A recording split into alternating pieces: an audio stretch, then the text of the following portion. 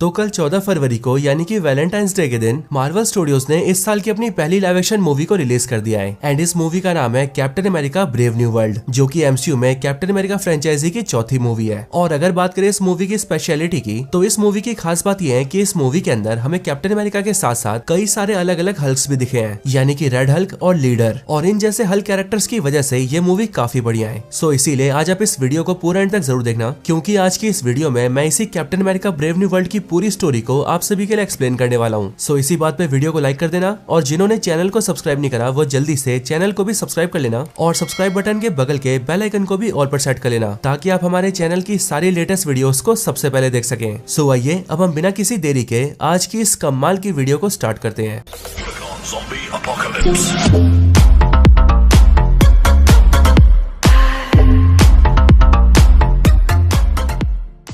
तो captain America brave new world की story start होती है थंडरबोल्ट रॉस से, और ये थंडरबोल्ट रॉस एमसीयू का वही कैरेक्टर है जो कि पहले यूएस आर्मी के अंदर जनरल हुआ करता था, और इसी की वजह से ब्रूस बैनर हल्क बना था। और अगर बात करें इसके लास्ट अपीयरेंस की, तो एमसीयू में हमने थंडरबोल्ट रॉस को लास्ट टाइम देखा था एवेंजर्स इन्फिनिटी वॉर के अंदर, और उसके बाद अब ये सीधा हमें यहाँ पर दिख रहा है। साथ ही साथ दोस्तों मैं आपको बता दूं कि जो थंडरबोल्ट रॉस के एक्टर है उनकी अभी से काफी साल पहले मौत हो चुकी है, और इसीलिए मार्वल स्टूडियोज ने थंडरबोल्ट रॉस को इन एक्टर से रिप्लेस कर दिया है, और इन नए वाले एक्टर का नाम है हैरिसन फोर्ड। सो दोस्तों जैसे इस थंडरबोल्ट रॉस से मूवी की स्टार्टिंग होती है, वैसे हमें ये पता लगता है कि ये थंडरबोल्ट रॉस अब यूएसए का प्रेसिडेंट बन चुका है, यानी कि अब से थंडरबोल्ट रॉस ही पूरे यूनाइटेड स्टेट्स ऑफ अमेरिका को रूल करेगा। लेकिन अब इसके बाद ही 5 महीने बीत जाते हैं, और 5 महीने बीतने के बाद हम सीधा सैम विल्सन से मिलते हैं, यानी कि एमसीयू के नए कैप्टन अमेरिका से। हम ये देखते हैं कि इस टाइम पर सैम विल्सन यानी कि नया वाला कैप्टन अमेरिका यूएस मिलिट्री के एयरक्राफ्ट में कई सारे सोल्जर्स के साथ मिलकर यूएसए से सीधा मैक्सिको जाता है, और इस टाइम पर सैम के साथ उसका साइडकिक टॉरस भी होता है। और हम ये जानते हैं कि सैम विल्सन के कैप्टन अमेरिका बनने के बाद उसका दोस्त या फिर यूं कहें उसका साइड की एक टॉरस अब फैल्कन बन चुका है। हम ये जानते हैं कि सैम और उसके बाकी साथी मैक्सिको एक मिशन पर आए होते हैं, और इस मिशन के अंदर उन्हें कई सारे टेररिस्टों से फाइट करनी होती है। असल में यहाँ पर हमें पता लगता है कि मैक्सिको के अंदर एक काफी पावरफुल टेररिस्ट ग्रुप है जिसका नाम है सरपेंट ग्रुप, और इस सरपेंट ग्रुप ने इस टाइम पर जापान की एक खास चीज को चोरी कर लिया है। और जापान की वो खास चीज इस टाइम पर एक कंटेनर के अंदर होती है, जो कंटेनर इस सरपेंट ग्रुप के बॉस के पास होता है, और इस सरपेंट ग्रुप का बॉस होता है साइडवाइंडर, यानी कि ये द बॉयज का स्टैन एडगर। और अब क्योंकि यूएसए और जापान दोनों फ्रेंडली कंट्रीज है, इसीलिए जापान की इस खास चीज को वापस लाने का जिम्मा यूएसए ने उठाया है, जिस वजह से सैम विल्सन और यूएस मिलिट्री के ऑफिसर्स यहाँ पर यह कंटेनर लेने आए हैं। अब यहाँ पर पहुंचने के बाद ही सैम विल्सन और टॉरस दोनों मिलकर इस ग्रुप के अड्डे में घुसते हैं, जिसके बाद ही सैम विल्सन की यहाँ के सारे टेररिस्टों से फाइट स्टार्ट होती है। इस फाइट के अंदर हम ये देखते हैं कि सैम विल्सन कैप्टन अमेरिका की शील्ड का इस्तेमाल करना काफी बढ़िया से सीख जाता है। साथ ही साथ हम यहाँ पर फैल्कन के नए वाले सूट को देखते हैं, जिस सूट के जो विंग्स होते हैं वो वाइब्रेनियम के बने होते हैं, और इसीलिए वाइब्रेनियम से बने इन स्ट्रॉन्ग विंग्स का यूज करके सैम विल्सन बड़े आराम से इन सारे टेररिस्टों को पीट देता है। और साथ ही साथ हमें इस बात का भी पता लगता है कि सैम विल्सन के जो वाइब्रेनियम से बने विंग्स हैं वो उसे वकांडा कंट्री ने एज अ गिफ्ट दिए हैं, क्योंकि दोस्तों हम इस बात को जानते हैं कि एवेंजर्स इन्फिनिटी वॉर के अंदर सैम विल्सन ने भी वकांडा में रहकर वकांडा के लिए फाइट की थी। अब इसके बाद ही सैम विल्सन यहाँ के सारे गुंडों को पीटने के बाद इन सबके लीडर के पास पहुंचता है, यानी कि सरपेंट ग्रुप के बॉस साइडवाइंडर के पास, और उसके पास पहुंचने के बाद ही वो ये देखता है कि जापान कंट्री का वो खास कंटेनर अभी उसके हाथों में है, और फिर इसलिए सैम विल्सन साइडवाइंडर से वो कंटेनर ले लेता है, लेकिन साइडवाइंडर वहां से भागने में कामयाब हो जाता है। लेकिन कंटेनर मिलने की वजह से सैम विल्सन अपनी टीम के साथ वापस यूएसए आ जाता है। अब वापस यूएसए आने के बाद हम ये देखते हैं कि सैम विल्सन टॉरस से काफी ज्यादा खुश होता है, और ऐसा इसीलिए क्योंकि मैक्सिको के अंदर टॉरस ने उसकी काफी हेल्प की थी, एंड इसीलिए टॉरस से खुश होकर सैम विल्सन उसे सीधा अपने पुराने दोस्त आइजिया ब्रैडली से मिलवाता है। अब दोस्तों जिन्होंने भी falcon and the winter soldier series देखी है वो सभी के सभी आइजिया ब्रैडली को जानते होंगे, लेकिन हाँ अगर तभी कोई इस कैरेक्टर को नहीं जानता है तो आपको टेंशन लेने की कोई बात नहीं है, क्योंकि अभी आगे चलकर हमें इसके बारे में फिर से पता लगेगा। अब यहाँ पर सैम विल्सन जैसे ही टॉरस को आइजिया ब्रैडली से मिलवाता है, वैसे वो उसे बताता है कि आइजिया ब्रैडली एक सुपर सोल्जर है, एंड वो भी एक टाइम पर कैप्टन अमेरिका रह चुका है। ये बात जानकर टॉरस काफी ज्यादा दंग रह जाता है, लेकिन इसी के आगे सैम टॉरस को ये बताता है कि जब कैप्टन अमेरिका यानी कि स्टीव रॉजर्स रेड स्कल को हराने के बाद बर्फ में दबकर खो गए थे, तब उसके बाद यूएसए कंट्री ने आइजिया ब्रैडली को अपना नया कैप्टन अमेरिका बनाया था, और ऐसा इसीलिए क्योंकि आइजिया ब्रैडली भी स्टीव रॉजर्स की तरह ही काफी ज्यादा स्ट्रॉन्ग और बहादुर था, जिस वजह से आइजिया ब्रैडली की ताकत, बहादुरी और देशभक्ति को देखकर उसे स्टीव रॉजर्स के बाद कैप्टन अमेरिका बनाया गया। लेकिन कैप्टन अमेरिका बनने के कुछ टाइम बाद ही आइजिया ब्रैडली को 30 सालों के लिए जेल में डाल दिया गया, और फिर 30 साल जेल काटने के बाद ही वो आजाद हुए। अब टॉरस जैसे इस बात को सुनता है वैसे वो काफी ज्यादा दंग रह जाता है, और इसीलिए वो आइजिया ब्रैडली से पूछता है कि आखिरकार आपके साथ ऐसा क्यों हुआ, और जब आप एक कैप्टन अमेरिका थे तो यूएसए ने आपको 30 सालों के लिए जेल में क्यों डाला। ये बात सुनने के बाद ही आइजिया ब्रैडली टॉरस को ये बताता है कि जब स्टीव रॉजर्स के बाद उसे कैप्टन अमेरिका बनाया गया तब उसने कई सारे सक्सेसफुल मिशंस किए और हर बार अपने कई सारे साथियों की जान बचाई, और इसीलिए मेरी पॉपुलैरिटी बढ़ने लगी। लेकिन यूएसए की गवर्नमेंट ये कभी नहीं चाहती थी कि एक ब्लैक आदमी एक फेमस सुपर हीरो बने और इसीलिए यूएसए की गवर्नमेंट ने मुझे अचानक से अरेस्ट कर लिया और मुझे जेल में डालकर 30 सालों तक मेरे ऊपर एक्सपेरिमेंट करते रहे और 30 सालों के बाद ही मुझे जेल से आजादी मिली। और इसी वजह से मैं अपने देश से तो प्यार करता हूँ, लेकिन मुझे इस यूएसए देश की सरकार से बहुत नफरत है। हालांकि इन सारी बातों को जानने के बाद ही टॉरस, सैम विल्सन और आइजिया ब्रैडली तीनों काफी बातचीत करते हैं और टॉरस और ब्रैडली की भी दोस्ती काफी अच्छी हो जाती है। लेकिन फिर तभी अचानक से सैम विल्सन को एक फोन आता है और फोन उठाने पर सैम विल्सन को पता लगता है कि प्रेसिडेंट ऑफ यूएसए यानी कि थंडरबोल्ट रॉस ने व्हाइट हाउस के अंदर एक मीटिंग और एक पार्टी रखी है और इस मीटिंग प्लस पार्टी के अंदर सैम विल्सन को भी इनवाइट किया जा रहा है। अब वैसे दोस्तों जो लोग व्हाइट हाउस के बारे में नहीं जानते उन सबको मैं बता दूं कि जिस तरह से हमारे इंडिया कंट्री के अंदर हमारे प्रेसिडेंट हाउस में रहते हैं, वैसे यूएसए के प्रेसिडेंट व्हाइट हाउस में रहते हैं और यही व्हाइट हाउस उनका ऑफिस भी होता है। अब मीटिंग का इन्विटेशन मिलने के बाद ही हम ये देखते हैं कि सैम विल्सन जल्दी से तैयार होता है और आइजिया ब्रैडली एंड टॉरस दोनों को साथ लेकर सीधा व्हाइट हाउस जाता है, यानी कि ये तीनों की तीनों पार्टी ज्वाइन करते हैं। यहाँ व्हाइट हाउस आने के बाद ही सैम विल्सन की मुलाकात प्रेसिडेंट से होती है, यानी कि थंडरबोल्ट रॉस से। और सैम विल्सन से मिलने के बाद ही थंडरबोल्ट रॉस उससे कहता है कि वो सैम विल्सन से बहुत ज्यादा खुश है क्योंकि उसने मेक्सिको के अंदर अपने मिशन को काफी बढ़िया तरीके से पूरा किया है और जापान की जो चीज सरपेंट ग्रुप ने चुरा ली थी वो भी सैम विल्सन बड़े आराम से वापस ले आया है। अब इसके बाद कुछ टाइम बाद ही सीन शिफ्ट होता है और हम सीधा व्हाइट हाउस के मीटिंग हॉल को देखते हैं। हम ये देखते हैं कि इस मीटिंग के अंदर सैम विल्सन, आइजिया ब्रैडली, टॉरस और उनकी तरह और सारे गेस्ट तो होते ही हैं, लेकिन उन्हीं सबके साथ साथ यहाँ पर थंडरबोल्ट रॉस और उसके अलावा दुनिया भर की काफी सारी कंट्रीज के हेड भी होते हैं, जैसे कि जापान के प्राइम मिनिस्टर, फ्रांस के प्राइम मिनिस्टर और साथ ही साथ यहाँ पर इंडिया के प्राइम मिनिस्टर भी होते हैं। और ये इंडिया के प्राइम मिनिस्टर देखने में काफी हद तक पीएम मोदी जैसे लग रहे होते हैं। लेकिन अब इसके बाद ही यूएसए के प्रेसिडेंट यानी कि थंडरबोल्ट रॉस इस मीटिंग को स्टार्ट करता है और वो सभी से कहता है कि आज से काफी टाइम पहले इंडियन ओशियन के अंदर एक नए आइलैंड का जन्म हुआ है जिसका नाम है सेलेस्टियल आइलैंड। और दोस्तों ये सेलेस्टियल आइलैंड और कोई नहीं बल्कि टियामत द सेलेस्टियल होता है, जिसके उभरते हुए इमरजेंस को इटर्नल्स ने रोक दिया था, लेकिन इसके सख्त होने की वजह से ये एक आइलैंड जैसा बन गया। और उसी की बात करते हुए थंडरबोल्ट रॉस सबसे कहता है कि जब इंडियन ओशियन के अंदर इस सेलेस्टियल आइलैंड का इमरजेंस हुआ तब दुनिया की सारी कंट्रीज का ध्यान इस पर गया और इस आइलैंड पर आकर बहुत सारी कंट्रीज ने रिसर्च किया एंड फिर जाकर हमें पता लगा कि ये आइलैंड एक नए तरह के मेटल से बना है, एक ऐसा मेटल जो कि पूरी दुनिया में कहीं नहीं पाया जाता, लेकिन ये मेटल वकांडा के वाइब्रेनियम से भी ज्यादा स्ट्रॉन्ग है और इस मेटल का नाम है एडमेंटियम। लेकिन जैसे एडमेंटियम के बारे में दुनिया को पता लगा वैसे उसे हथियाने की होड़ मच गई और इसीलिए कई सारे देशों के बीच अनबन होने लगी। लेकिन तब जाकर हमारा देश यानी कि यूएसए सामने आया और हमने इन सारे देशों का संगठन बनाने का फैसला लिया और हमने ये डिसाइड किया कि हम ये सारे देश एक साथ मिल जाएं और साथ मिलकर उस सारे एडमेंटियम को आपस में बांट लें ताकि सभी को एडमेंटियम भी मिल जाए और किसी के बीच टकरार ना हो। और आज के दिन इस मीटिंग में हम सारे देश मिलकर उसी प्रस्ताव को पास करने आए हैं। अब इसके साथ ही थंडरबोल्ट रॉस यहाँ पर यह भी कहता है कि हमारे मित्र देश जापान ने इस सेलेस्टियल आइलैंड पर पाए जाने वाले एडमेंटियम पर काफी अच्छी रिसर्च की थी और उन्होंने एडमेंटियम के प्योर फॉर्म को अचीव कर लिया था, लेकिन उसी प्योर एडमेंटियम को सरपेंट ग्रुप ने चोरी कर लिया, जिसके बाद हमारे कैप्टन अमेरिका ने मैक्सिको जाकर जापान के उस एडमेंटियम से भरे कंटेनर को उनसे वापस ले लिया और इसके लिए वो यहाँ पर कैप्टन अमेरिका को थैंक यू बोलता है। लेकिन दोस्तों इन सब चीजों के दौरान ही हम ये देखते हैं कि यहाँ इस मीटिंग में अचानक से जोर जोर से गाना बजने लगता है और गाना बजने के साथ ही आइजिया ब्रैडली खड़ा होता है और वो पास में खड़े गार्ड की बंदूक छीनकर उस बंदूक से सीधा थंडरबोल्ट रॉस पर फायरिंग कर देता है। और सिर्फ आइजिया ब्रैडली नहीं बल्कि वह व्हाइट हाउस में खड़े यूएसए के 4 सोल्जर्स भी सामने आते हैं एंड वो लोग भी अपनी गन्स निकालकर फायरिंग करना स्टार्ट कर देते हैं। हालांकि उस फायरिंग से थंडरबोल्ट रॉस बच जाता है, जिसके बाद सैम विल्सन जल्दी से आइजिया ब्रैडली को कंट्रोल करता है और वो आइजिया ब्रैडली के हाथों से गन छीनने की कोशिश करता है, जिसके बाद आइजिया ब्रैडली और बाकी के वो 4 सोल्जर्स सभी से फाइट करने लगते हैं। अब इसी फाइट के दौरान यहाँ पर एक लड़की की एंट्री होती है जो कि बिल्कुल ही ब्लैक विडो की तरह फाइट करती है और वो एक एक करके सभी शूटर्स को ढेर कर देती है। एंड हमें इस लड़की के बारे में पता लगता है कि इस लड़की का नाम रूथ है और ये यूएसए के प्रेसिडेंट यानी कि थंडरबोल्ट रॉस की पर्सनल सिक्योरिटी एडवाइजर है, यानी कि उसकी पर्सनल बॉडीगार्ड। और ये लड़की एक्चुअल में एक इजरायली है जिसने की रशिया के रेड रूम से ट्रेनिंग ली है, यानी कि दोस्तों ये सच की ब्लैक विडो है। अब इसके बाद हम ये देखते हैं कि ये रूथ, सैम विल्सन और बाकी सारे गार्ड्स मिलकर 5 शूटर्स को पकड़ लेते हैं और इन सब के पकड़े जाने के बाद ही सैम सीधा आइजिया ब्रैडली के पास आता है एंड वो उससे पूछता है कि आखिर यार उसने ऐसा क्यों किया और ऐसी क्या वजह थी जिस वजह से आइजिया ब्रैडली ने सीधा यूएसए के प्रेसिडेंट पर गोलियां चला दी। बट दोस्तों सैम के ऐसा पूछने पर हम ये देखते हैं कि आइजिया ब्रैडली को इस बारे में कुछ भी याद नहीं होता है और इसीलिए वो सैम से कहता है कि मैंने कुछ भी नहीं किया है और तुम जो कह रहे हो वैसा मुझे कुछ भी याद नहीं है। और दोस्तों जिस तरह से बकी बांस विंटर सोल्जर बनकर जो भी कांड करता है वो उसे याद नहीं रहता है, बिल्कुल वैसा ही यहाँ पर आइजिया ब्रैडली को देखकर भी लगता है, क्योंकि यहाँ पर इसे भी थंडरबोल्ट रॉस के ऊपर की जाने वाली फायरिंग के बारे में कुछ भी याद नहीं होता है। लेकिन अब क्योंकि इसने काफी बड़ा जुर्म किया होता है इसलिए आइजिया ब्रैडली को अरेस्ट करके सीधा जेल में डाल दिया जाता है। बट उसके जेल में जाने के बाद ही सैम उससे मिलने आता है और वो आइजिया ब्रैडली से कहता है कि मैं जानता हूँ कि तुम ऐसे बिल्कुल भी नहीं हो और तुम यूएस के प्रेसिडेंट पर कभी भी गोली नहीं चलाओगे और इसीलिए मैं तुमसे वादा करता हूँ कि मैं इस बारे में जानकर रहूंगा कि ये सब किसने करवाया है और फिर उसके बाद मैं बहुत ही जल्द तुम्हें जेल से बाहर निकाल लूंगा। अब सैम विल्सन को भी ये पता था कि आइजिया ब्रैडली निर्दोष है और हो ना हो प्रेसिडेंट पर होने वाले हमले के पीछे कोई और है और फिर इसीलिए सैम विल्सन सीधा टॉरस से मिलता है एंड उसके साथ मिलकर उस मीटिंग की पूरी सीसीटीवी की फुटेज देखता है और इस फुटेज में उन दोनों को काफी सारी अजीब चीजें दिखती हैं, जैसे कि सबसे पहले वो लोग देखते हैं कि मीटिंग में जब आइजिया ब्रैडली अपना फोन यूज कर रहा था तब अचानक से उसका फोन व्हाइट कलर में ब्लिंक होने लगा था। और ऐसी सेम चीज उन चारों सोल्जर्स के साथ भी हुई थी जिन्होंने की आइजर ब्रैडली के साथ मिलकर फायरिंग की थी। साथ ही साथ वो लोग यहाँ पर ये भी नोटिस कर लेते हैं कि उन पांचों ने मीटिंग में फायरिंग तभी स्टार्ट की थी जब वहाँ पर गाना चला था, और इसलिए ये दोनों ही श्योर हो जाते हैं कि मीटिंग में इन पांचों ने जो भी किया वो इनसे किसी ने करवाया था। और इसीलिए यहाँ पर सैम टॉरस के साथ ये प्लान करता है कि वो उस बंदे को ढूंढ कर ही रहेगा जिसने ये सब किया है। लेकिन ये सब डिसाइड करने के बाद ही जैसे सैम विल्सन बाहर आता है और अपनी कार लेकर कुछ काम करने जाता है, वैसे ही रास्ते में ही उसे सरपेंट ग्रुप का लीडर साइडवाइंडर घेर लेता है एंड वो उसकी गाड़ी पर हमला कर देता है। लेकिन सैम विल्सन उससे फाइट करता है एंड वो उसे पीट कर कैप्चर कर लेता है। जिसके बाद ही सैम विल्सन को ये पता लगता है कि अब क्योंकि सैम विल्सन ने मैक्सिको में जाकर सरपेंट ग्रुप के कई सारे मेंबर्स को मार दिया था और साइडवाइंडर के हाथों से जापान का कंटेनर भी छीन लिया था, इसलिए साइडवाइंडर ने ये सब अपना बदला लेने के लिए किया है। लेकिन यहाँ पर सैम विल्सन जैसे साइडवाइंडर को हराकर उसे चित करता है, वैसे वहीं पर उसे एक फोन कॉल आता है और फोन कॉल उठाने के बाद ही सैम विल्सन को ये पता लगता है कि कोई शख्स सैम विल्सन पर नजर रख रहा है, क्योंकि वो आदमी सैम से फोन पर ये कहता है कि तुमने इसे तो यहाँ पर हरा दिया है, लेकिन अब आगे जो होने वाला है तुम उसमें से किसी भी चीज को रोक नहीं सकते हो। और फिर ये बोलकर वो आदमी फोन काट देता है। इस फोन के कटने के बाद सैम जल्दी से टॉरस के पास आता है और वो टॉरस से बोलकर इस फोन कॉल को ट्रैक करवाता है, जिसके बाद जाकर उन्हें पता लगता है कि ये कॉल उन्हें एक पुराने गवर्नमेंट फैसिलिटी से आई है, जो गवर्नमेंट फैसिलिटी एक दूर वीराने जंगल में है। लेकिन सैम और टॉरस बिल्कुल भी टाइम वेस्ट नहीं करते एंड वो जल्दी से जाकर सीधा उस गवर्नमेंट फैसिलिटी में जाते हैं। वहां पहुंचने के बाद उन दोनों को ये पता लगता है कि ये गवर्नमेंट फैसिलिटी सिर्फ एक दिखावे के लिए है, क्योंकि एक्चुअल में ये एक रिसर्च एरिया है जहाँ पर थंडरबोल्ट रॉस इलीगल एक्सपेरिमेंट्स करवाता है। और ये एक्सपेरिमेंट्स वो तब से करवाता आ रहा है जब वो आर्मी के अंदर जनरल था। लेकिन अब यहाँ पर सैम और टॉरस को जैसी सारी बातें पता लगती है, वैसे उन सबके सामने नए कैरेक्टर की एंट्री होती है और ये कैरेक्टर होता है सैमुअल स्टन्स, यानी कि द लीडर। अब द लीडर को देखकर सैम विल्सन और टॉरस दोनों काफी दंग रह जाते हैं, क्योंकि as of course the leader भी हल्क की तरह पूरा ग्रीन था और उसके सर का भेजा फ्राई हो चुका था। यहाँ पर लीडर को देखकर सैम उससे पूछता है कि आखिरकार तुम कौन हो और आखिरकार तुम ये सारी चीजें क्यों करवा रहे हो, और हाँ मैं ये भी जानता हूँ कि हो ना हो प्रेसिडेंट पर होने वाले हमले में तुम्हारा हाथ जरूर है। अब सैम की सारी बातें सुनकर लीडर उससे कहता है कि एक्चुअल में मेरा नाम सैमुअल स्टन्स है और मैं एक साइंटिस्ट हुआ करता था, लेकिन जब एक बार ब्रूस बैनर ने मेरे पास आकर मदद मांगी तब उसकी मदद करने के दौरान उसका गामा रेडिएशन वाला ब्लड मेरे सर पे गिर गया और वो मेरे सर के जख्म के जरिए सीधा मेरी बॉडी में आ गया, जिस वजह से मैं ऐसा बन गया। हालांकि ऐसा होने से मेरा चेहरा और मेरी बॉडी तो खराब हो गए, लेकिन उस वजह से मेरा दिमाग बहुत ज्यादा एडवांस हो गया और मैं बहुत ही ज्यादा स्मार्ट और इंटेलिजेंट बन गया। लेकिन जैसे ही मेरे बारे में थंडरबोल्ट रॉस को पता लगा, वैसे उसने मुझे कैप्चर कर लिया और उसने मेरे ऊपर कई सारे एक्सपेरिमेंट्स किए। उस दौरान मैं उससे कहता रह गया कि वो मुझे आजाद कर दे, लेकिन तब उसने मुझसे ये कहा कि ये सारे काम यूएस की गवर्नमेंट करवा रही है और इसीलिए वो चाह कर भी मुझे छोड़ नहीं सकता है। लेकिन हाँ, उसने मुझसे ये वादा किया कि जिस दिन वो यूएसए का प्रेसिडेंट बनेगा उसी दिन वो मुझे आजाद कर देगा। लेकिन प्रेसिडेंट बनने के बाद भी उसने मुझे कभी आजाद नहीं किया और वो लगातार मेरे ऊपर एक्सपेरिमेंट्स करवाता ही रहा, और इसीलिए जो मेरे ऊपर एक्सपेरिमेंट कर रहा था मैंने उसे जान से मार दिया। एंड फिर मैंने ये डिसाइड किया कि मैं थंडरबोल्ट रॉस का असली ईवल चेहरा दुनिया के सामने लेकर आऊंगा, ताकि पूरी दुनिया को पता चल सके कि थंडरबोल्ट रॉस असलियत में कैसा इंसान है। और फिर इसी तरीके से मैं थंडरबोल्ट रॉस से अपना बदला लूंगा। और फिर ऐसा करने के लिए मैंने साइडवाइंडर को एक कॉन्ट्रैक्ट दिया कि वो जापान के कंटेनर को चोरी कर ले, और ऐसा करने के लिए मैंने साइडवाइंडर को CIA के अकाउंट से पैसे भेजे, ताकि जब जापान को इस बारे में पता लगे तब जापान को समझ में आए कि ये सारी चीजें थंडरबोल्ट रॉस ने करवाई है। अब दोस्तों मैं आपको बता दूं कि यहाँ पर लीडर ने जिस CIA का नाम लिया है वो CIA यूएसए की एजेंसी है, जिसका नाम है सेंट्रल इन्वेस्टिगेशन एजेंसी, और ये CIA हमारे देश के रॉ की तरह ही काम करती है। अब यहाँ पर ये सारी बातें जानने के बाद ही सैम विल्सन को ये भी पता लग जाता है कि अभी कुछ टाइम पहले उसे जिसने फोन कॉल किया था वो भी उसे लीडर नहीं किया था, और अब इसीलिए सैम विल्सन लीडर की इन सारी बातों को जानने के बाद ही ये समझ जाता है कि ये जो भी गड़बड़ियां हो रही है उन सब के पीछे लीडर का हाथ है, और इसीलिए उसके लिए लीडर को पकड़ना बहुत जरूरी है। लेकिन अब यहाँ पर सैम विल्सन जैसे लीडर को पकड़ने की कोशिश करता है, वैसे लीडर इस फैसिलिटी के सारे गार्ड्स को अपना गाना सुनाकर हिप्नोटाइज कर देता है और उन्हें अपने वश में करके वो उन सभी को सैम विल्सन और टॉरस पे छोड़ देता है, और इस मौके का फायदा उठाकर लीडर वहाँ से भाग जाता है। जिसके बाद सैम विल्सन और टॉरस इन सारे गार्ड्स का किसी तरह से सामना करते हैं एंड फिर वो लोग भी वहाँ से निकल जाते हैं। अब दोस्तों इसके अगले सीन में हम ये देखते हैं कि लीडर अपने प्लान में कामयाब हो जाता है, क्योंकि जापान कंट्री को ये पता लग जाता है कि उनके एडमेंटियम के कंटेनर को चोरी करने के लिए साइडवाइंडर को अमेरिका के CIA ने पैसे भेजे थे, और इसलिए इस बात को जानकर जापान कंट्री का PM ये समझ जाता है कि उनके साथ ये जो भी कुछ हुआ ये सब एक चाल है, और ये चाल उनके साथ थंडरबोल्ट रॉस ने खेली है। और फिर इसके बाद जापान का PM ये डिसाइड करता है कि उसने एडमेंटियम को लेकर यूएसए के साथ जो गठबंधन किया था वो उसे तोड़ देता है और वो अपनी मिलिट्री को सीधा सेलेस्टियल आइलैंड पर भेज देता है, ताकि इस तरीके से यूएसए से पहले जापान सारे एडमेंटियम को अपने काबू में कर ले। लेकिन अब इधर यूएसए के अंदर जैसे यूएस की इंटेलिजेंस को ये पता लगता है कि जापान कंट्री सारे एडमेंटियम को हासिल करने के लिए सेलेस्टियल आइलैंड पर जा रहा है, वैसे वो इस बारे में जल्दी से थंडरबोल्ट रॉस को बताते हैं। जिसके बाद ये बात जानते थंडरबोल्ट रॉस जल्दी से ऑर्डर देता है और अपनी मिलिट्री को लेकर भी सीधा इंडियन ओशन की तरफ निकल जाता है, ताकि जापान कंट्री से पहले वो सेलेस्टियल आइलैंड पर पहुंच जाए और सारे एडमेंटियम को अपने काबू में ले ले। और अब क्योंकि दोस्तों जापान और यूएसए जैसी दो बड़ी बड़ी कंट्रीज की मिलिट्री एक दूसरे के आमने सामने आकर खड़ी हो जाती है, इसीलिए पूरी दुनिया के न्यूज चैनल्स में ये बात फैल जाती है कि शायद से एडमेंटियम को लेकर जापान और यूएसए के बीच वॉर होने वाली है। अब इधर ये सारी बात जैसी सैम और टॉरस को पता लगती है, वैसी वो लोग भी जल्दी से अपने सूट में सूट अप होते हैं और तेजी से सीधा सेलेस्टियल आइलैंड की ओर निकल जाते हैं। यहाँ पर आने के बाद ही सैम विल्सन थंडरबोल्ट रॉस का वॉरशिप देखता है और इसीलिए वो जल्दी से उसके अंदर आता है एंड वो रॉस से मिलता है। यहाँ पर सैम विल्सन थंडरबोल्ट रॉस को समझाता है कि वो ऐसा ना करे क्योंकि यहाँ पर एक भी गलत कदम उठाने की वजह से दोनों देशों के बीच वॉर हो सकती है। बट इन दोनों की बातचीत के दौरान ही हम दूसरी साइड लीडर को देखते हैं जो कि सैम विल्सन से बचकर भागने के बाद सीधा घर में घुसता है और वहाँ पर एक फोन लेकर यूएस के 2 पायलट्स के वायरलेस को हैक कर लेता है। और ये दोनों पायलट्स इस टाइम पर सेलेस्टियल आइलैंड के पास ही होते हैं और इसीलिए लीडर फोन से दूर रहकर उन दोनों को अपने वश में कर लेता है और उन दोनों से जापान पर हमला करने के लिए कहता है। जिसके बाद ही यूएस के दोनों पायलट्स अपने एयरक्राफ्ट्स को लेते हैं और यूएस के वॉरशिप्स के ऊपर हमला कर देते हैं। ये देखकर जापान को ऐसा लगता है कि यूएसए ने फायरिंग स्टार्ट कर दी है और शायद से ये वॉर की शुरुआत हो चुकी है। एंड इसीलिए इसके रिस्पॉन्स में जापान भी अपने 2 एयरक्राफ्ट्स भेजता है जिसके बाद चारों एयरक्राफ्ट्स के बीच फाइट होने लगती है। बट ये देखकर सैम विल्सन और उसका दोस्त टोरस जल्दी से वहां पर आते हैं और वो यूएसए के दोनों एयरक्राफ्ट्स को रोककर उन दोनों के पायलट्स को बाहर निकाल लेते हैं। जिसके बाद सैम विल्सन जापान को समझा देता है कि ये कोई वॉर नहीं है बल्कि यहाँ पर उनके 2 सोल्जर्स ने बिना परमिशन के फायरिंग कर दी थी। और फिर इसीलिए हम ये देखते हैं कि यूएसए और जापान दोनों के बीच की वॉर जो कि होने वाली थी वो रुक जाती है और दोनों देश अपनी अपनी मिलिट्री लेकर अपने अपने देश वापस आ जाते हैं। इधर सैम विल्सन भी अपने यूएसए वापस आ जाता है। लेकिन दोस्तों वहाँ सेलेस्टियल आइलैंड के ऊपर सैम का दोस्त टोरस लड़ने की वजह से काफी घायल हो गया था और इसलिए सैम उसे जल्दी से हॉस्पिटल ले जाता है और वहाँ पर उसका इलाज करवाता है। अब दोस्तों हॉस्पिटल के अंदर ही बकी की एंट्री होती है यानी कि विंटर सोल्जर की। और विंटर सोल्जर यानी कि बकी बास यहाँ पर सैम से मिलने आया होता है एंड वो सैम से कहता है कि उसकी लड़ाई के बारे में उसने न्यूज में देखा था। लेकिन यहाँ पर सैम से मिलने के बाद ही वो थोड़ी देर में वहाँ से चला जाता है और उसके जाते टाइम हमें पता लगता है कि बकी यूएसए के अंदर एक पॉलिटिशियन बन गया है। लेकिन अब इन सारी चीजों के बाद हम ये देखते हैं कि यूएसए का प्रेसिडेंट यानी कि थंडरबोल्ट रॉस एक प्रेस कॉन्फ्रेंस रखता है और ये प्रेस कॉन्फ्रेंस इसलिए रखी जाती है ताकि एडमेंटम को लेकर जापान और यूएसए के बीच जो टेंशंस हो गए थे और दुनिया को ऐसा लग रहा था कि जापान और यूएसए लड़ने वाले हैं, उन सारी चीजों को पूरी दुनिया के सामने क्लियर किया जा सके। इसी प्रेस कॉन्फ्रेंस के अंदर हम ये देखते हैं कि यहाँ पर सैम भी प्रेजेंट होता है और इसीलिए यहाँ पर सैम विल्सन से मिलने के लिए लीडर आता है। यहाँ लीडर सैम विल्सन से मिलकर उससे कहता है कि मैंने यूएसए और जापान को लड़वाने का काफी अच्छा प्लान बनाया था और मेरे इस प्लान के जरिए मैं थंडरबोल्ट रॉस की सच्चाई पूरी दुनिया के सामने ले आता कि वो कितना ज्यादा ईवल है। लेकिन सिर्फ तुम्हारी वजह से मेरा ये पूरा प्लान फेल हो गया। लेकिन तुम फिक्र मत करो क्योंकि मैं अभी भी थंडरबोल्ट रॉस की सच्चाई पूरी दुनिया के सामने लाकर रहूंगा और मैं ये पूरी दुनिया को दिखाकर रहूंगा कि थंडरबोल्ट रॉस कितना ज्यादा ईवल और बुरा इंसान है। अब दोस्तों इसी दौरान हमें पता लगता है कि असल में थंडरबोल्ट रॉस को काफी साल पहले से एक खतरनाक बीमारी थी, एक ऐसी बीमारी जिसकी वजह से उसकी मौत होने वाली थी और डॉक्टर्स भी थंडरबोल्ट रॉस को बचाने में फेल हो गए थे। लेकिन जब थंडरबोल्ट रॉस ने इस बारे में लीडर को बताया तब लीडर ने अपने तेज दिमाग की मदद से थंडरबोल्ट रॉस की बीमारी का इलाज ढूंढ लिया और उसके लिए खास तरह की दवाई को इन्वेंट किया जिस दवाई की एक गोली थंडरबोल्ट रॉस रोज खाता है। लेकिन थंडरबोल्ट रॉस को ये पता नहीं था कि लीडर हर बार उसकी दवाई में गामा रेडिएशन मिलाता था और उस दवाई को थंडरबोल्ट रॉस सालों से ले रहा है। इसी वजह से अभी थंडरबोल्ट रॉस की बॉडी के अंदर बहुत ही ज्यादा गामा रेडिएशन भर चुका है और इतने सारे गामा रेडिएशन की वजह से क्या होता है इसका आंसर हमें यहीं पर मिल जाता है क्योंकि यहाँ पर हम ये देखते हैं कि इसी प्रेस कॉन्फ्रेंस के दौरान ही थंडरबोल्ट रॉस देखते देखते रेड हल्क बन जाता है और वो बेकाबू होकर सारी चीजें तोड़ने फोड़ने लगता है और आसपास का कोई भी सोल्जर उसे रोक नहीं पाता है। लेकिन फिर ये चीज देखने के बाद सैम विल्सन सबसे पहले तो सोल्जर्स के हाथों द लीडर को अरेस्ट करवाता है एंड देन वो जल्दी से रेड हल्क को रोकने के लिए आता है। जिसके बाद ही रेड हल्क और सैम विल्सन दोनों के बीच एक बहुत ही खतरनाक फाइट होती है। लेकिन इस फाइट में हम क्लियरली देखते हैं कि रेड हल्क बहुत ही ज्यादा पावरफुल है और इसीलिए इस फाइट के अंदर रेड हल्क कैप्टन अमेरिका की शील्ड को जमीन में गाड़ देता है और उसके वाइब्रेनियम से बने दोनों पंखों को भी तोड़ देता है जिस वजह से सैम विल्सन निहत्था हो जाता है। लेकिन तब उसके बाद ही वो थंडरबोल्ट रॉस को रोकने के लिए उसके सामने उसकी बेटी बेटी रॉस का नाम लेता है और वो थंडरबोल्ट रॉस से कहता है कि वो ऐसा इंसान नहीं है जो कि दूसरों को नुकसान पहुंचाए। साथ ही साथ वो उसे ये भी कहता है कि उसे अपनी बेटी थंडरबोल्ट रॉस के लिए शांत होना ही पड़ेगा। और फिर दोस्तों हम भी ये देखते हैं कि बेटी रॉस का नाम सुन के थंडरबोल्ट रॉस भी कुछ ही टाइम में शांत हो जाता है और फिर से इंसानी रूप में आ जाता है। लेकिन फिर इसके बाद ही थंडरबोल्ट रॉस को अरेस्ट कर लिया जाता है और फिर उसे उसी जेल के अंदर डाल दिया जाता है जिस जेल के अंदर कैप्टन अमेरिका सिविल वॉर में एंटमैन, फैल्कन, वांडा और होकाई को डाला गया था। लेकिन फिर कई दिन बीतने के बाद सैम विल्सन इस जेल में बेटी रॉस के साथ आता है और वो इस जेल के अंदर बेटी रॉस को उसके फादर थंडरबोल्ट रॉस से मिलवाता है। जिसके बाद थंडरबोल्ट रॉस को अपनी बेटी बेटी रॉस से मिलकर काफी खुशी होती है। इसके साथ ही अब क्योंकि सैम विल्सन ने साबित कर दिया था कि थंडरबोल्ट रॉस पर अटैक करवाने वाला द लीडर है, इसीलिए इस बात को साबित करने के बाद ही वो आइजा ब्रैडली को भी जेल से बाहर निकलवा लेता है और अपने दोस्त आइजा ब्रैडली को अपने साथ ले जाता है। और फिर इसके साथ ही दोस्तों ये पूरी मूवी खत्म हो जाती है। लेकिन दोस्तों मूवी के खत्म होने के बाद इस मूवी के अंदर एक एंड क्रेडिट सीन आता है और इस सीन के अंदर हम ये देखते हैं कि जिस जेल के अंदर थंडरबोल्ट रॉस को रखा गया था उसी जेल के अंदर लीडर को भी रखा जाता है और इसीलिए सैम विल्सन यहाँ पर लीडर से मिलने भी आता है। लेकिन जब सैम विल्सन लीडर से मिलने आता है तब लीडर उसे फ्यूचर को लेकर अलर्ट करता है और वो सैम विल्सन से कहता है कि तुम्हें लगता होगा कि तुमने मुझे यहाँ पकड़ के सब कुछ ठीक कर दिया है और अब शायद से तुम्हारी दुनिया पर कोई खतरा नहीं है। लेकिन असल बात तो ये है कि मैंने अपने दिमाग की मदद से सारी पॉसिबिलिटीज देख ली है और इसीलिए मुझे पता है कि वो सब आ रहे हैं और जब वो सब आएंगे तब तुम उन्हें रोक नहीं पाओगे। ये बात सुनकर सैम विल्सन लीडर से पूछता है कि आखिरकार तुम किसकी बात कर रहे हो और कौन आने वाला है। जो सुनकर लीडर सैम विल्सन से कहता है कि तुम्हें क्या लगता है तुम्हारी दुनिया इस पूरे ब्रह्मांड में इकलौती दुनिया है? सच बात तो ये है कि तुम्हारी दुनिया के अलावा और भी अनगिनत दुनिया है और उन सभी दुनियाओं में वो सब रहते हैं और अब वो सब यहाँ पर आ रहे हैं। इसीलिए देखते हैं कि जब वो सब आएंगे तब तुम उन सब से अपनी दुनिया को कैसे बचाते हो। लेकिन दोस्तों लीडर के ये सब बोलने के बाद ही ये एंड क्रेडिट सीन यहीं पर खत्म हो जाता है और खत्म होने के साथ ही हमारे मन में ये सवाल छोड़ जाता है कि आखिरकार ये वो सब कौन है जिनके लीडर बात कर रहा है। वैसे अगर इस बारे में आपकी खुद की कोई थ्योरी हो तो आप मुझे कमेंट्स में जरूर बताना, ताकि उन सारी थ्योरीज के बारे में मेरे साथ साथ बाकी सब भी जान सके। बाकी दोस्तों आपको ये वाली वीडियो पसंद आई हो तो वीडियो को लाइक करना, कैप्टन अमेरिका के फैन हो तो कमेंट्स में कैप्टन अमेरिका जरूर लिखना, और जिन्होंने चैनल सब्सक्राइब नहीं करा वो जल्दी से चैनल को भी सब्सक्राइब कर लेना। बाकी मैं मिलता हूँ आपसे ऐसी किसी और बेहतरीन वीडियो में, तब तक के लिए गुड बाय।